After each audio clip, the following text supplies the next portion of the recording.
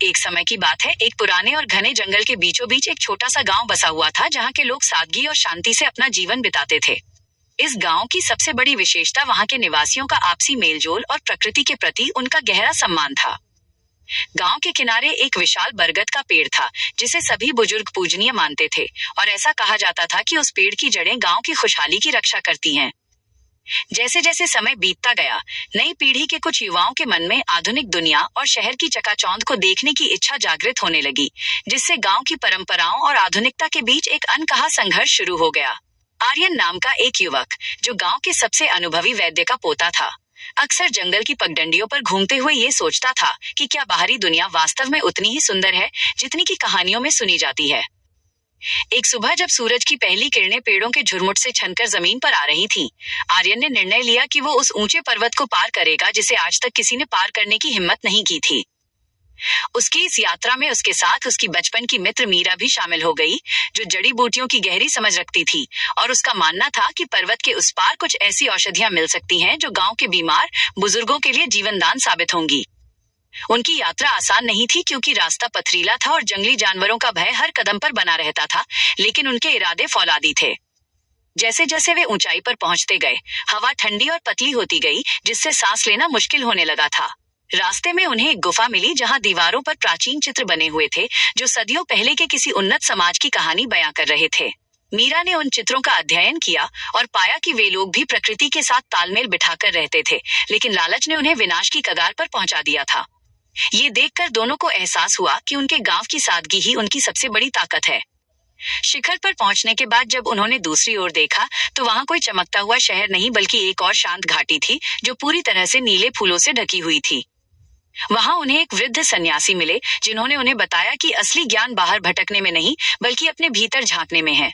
पहाड़ों की उन ऊंचाइयों से नीचे उतरते समय आर्यन और मीरा को एक ऐसी बस्ती के अवशेष मिले, जो शायद सैकड़ों साल पहले बहुत समृद्ध रही होगी। आर्यन ने वहां से कुछ सूखे हुए भोजपत्र उठाए, जिन पर मिट्टी की उर्वरता बढ़ाने और जल संरक्षण के ऐसे तरीके लिखे थे जो आज की आधुनिक मशीनों से कहीं ज्यादा प्रभावी थे। यात्रा का अगला चरण एक घने दलदली क्षेत्र से होकर गुजरता था, जहां आर्यन ने अपनी सूझबूझ से रास्ता बनाया और मीरा ने दुर्लभ विषनाशक रसों को एकत्रित किया। इस दौरान उन्हें जंगली हाथियों के एक झुंड का सामना करना पड़ा। डराने के बजाय आर्यन ने गांव के बुजुर्गों द्वारा सिखाई गई एक विशेष ध्वनि निकाली, जिससे वे विशाल जीव शांत हो गए और उन्हें रास्ता दे दिया। जब वे वापस अपने गांव पहुंचे, तो उन्हें पता चला कि गांव में एक अज्ञात बीमारी फैली हुई है, जिससे पशु और बूढ़े लोग बेहाल हैं। मीरा ने उन प्राचीन भोजपत्रों में लिखे सूत्रों और घाटी से लाए गए नीले कमलों के उपयोग से एक विशेष काढ़ा तैयार किया, जिसका असर चमत्कारिक रहा। देखते ही देखते बीमारों की स्थिति में सुधार होने लगा और गांव की हवा में फिर से वही पुरानी रौनक लौटने लगी। आर्यन ने उन नक्शों की मदद से गांव की सिंचाई व्यवस्था को पूरी तरह से बदल दिया। उन्होंने पहाड़ों से आने वाले पानी को इस तरह चैनलाइज किया कि गांव का हर खेत साल भर हरा भरा रहने लगा। गांव का वो पुराना बरगद का पेड़ अब एक खुली पाठशाला बन चुका था, जहां शाम को बुजुर्ग अपना अनुभव और युवा अपनी नई खोजें साझा करते थे। बाहरी दुनिया के विद्वान भी इस चमत्कारी गांव का अध्ययन करने आने लगे और आर्यन ने उन्हें सिखाया कि हमारे पूर्वजों के पास पर्यावरण संरक्षण की जो समझ थी, वो आज के आधुनिक विज्ञान से कहीं अधिक गहरी थी। जैसे जैसे साल दर साल बीतते गए, उस घाटी में होने वाले बदलावों ने विशेषज्ञों का ध्यान अपनी ओर खींचा। आर्यन और मीरा ने मिलकर गांव के युवाओं के लिए एक ऐसी टोली बनाई जिसका काम जंगल की सुरक्षा और नई वनस्पतियों की खोज करना था। उन्होंने पहाड़ की ढलानों पर विशेष प्रकार के स्थानीय घास और पौधे लगाने का अभियान चलाया, जिससे मिट्टी का कटाव रुक गया। ये एक सामूहिक श्रम का अद्भुत उदाहरण था, जहां हर घर से एक व्यक्ति स्वेच्छा से अपना योगदान दे रहा। इस काम ने गांव के आपसी रिश्तों को और भी मजबूत कर दिया। मीरा ने एक विशाल औषधीय उद्यान का उद्घाटन किया, जहां दुनिया भर की दुर्लभ वनस्पतियों को संरक्षित किया गया था। उत्सव के दिन हर घर के बाहर फूलों की रंगोली बनी थी और पूरा गांव मिट्टी के दियों की रोशनी से जगमगा उठा। गांव में सोम नाम का एक नया पात्र उभर कर आया, जो शहर से तकनीकी शिक्षा लेकर लौटा था। शुरुआत में सोम का मानना था कि गांव को बचाने के लिए केवल प्राचीन ज्ञान काफी नहीं है, बल्कि यहाँ बड़ी मशीनें होनी चाहिए। आर्यन और सोम के बीच कई बार तीखी बहस हुई। सोम ने कहा, अगर हम मशीनों का उपयोग नहीं करेंगे तो हम दुनिया से पीछे रह जाएंगे। आर्यन ने उत्तर दिया, विकास का मतलब रफ्तार नहीं, बल्कि स्थिरता है। मीरा ने सोम को जड़ी बूटियों के उद्यान में ले जाकर दिखाया कि कैसे प्रकृति खुद को पुनर्जीवित करती है। धीरे धीरे सोम को अपनी गलती का एहसास हुआ और उसने अपनी तकनीकी समझ का उपयोग सौर ऊर्जा और जैविक कचरे से खाद बनाने वाली छोटी मशीनों को डिजाइन करने में लगाया। गांव की प्रगति की कहानी अब 7 समुद्र पार तक पहुंच गई थी। एक दिन एक बड़ी विदेशी कंपनी के अधिकारी गांव आए और उन्होंने वहां की जमीन पर एक बड़ा रिसोर्ट बनाने का प्रस्ताव रखा। उन्होंने गांव वालों को अपार धन का लालच दिया। गांव के कुछ लोग इस लालच में आ गए, जिससे गांव के भीतर फूट पड़ने लगी। यह आर्यन और मीरा के लिए सबसे बड़ी परीक्षा की घड़ी थी।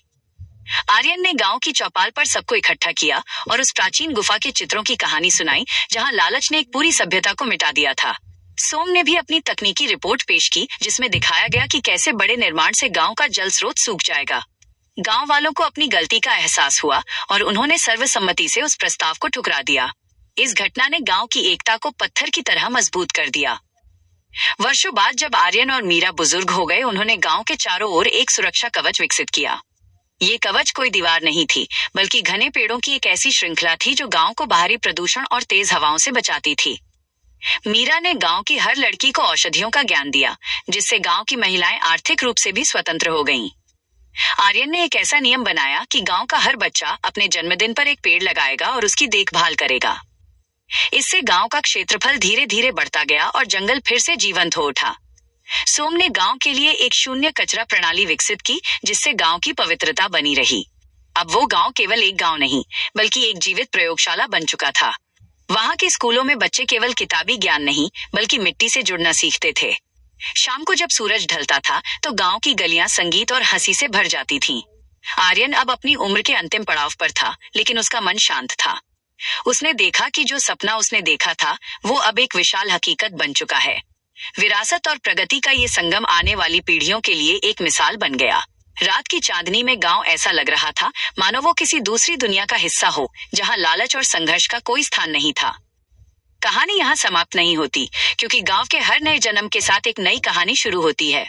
सोम ने अब एक ऐसा संचार केंद्र बनाया था, जहां से वे दूसरे गांवों को भी प्रकृति संरक्षण के गुर सिखा रहे थे।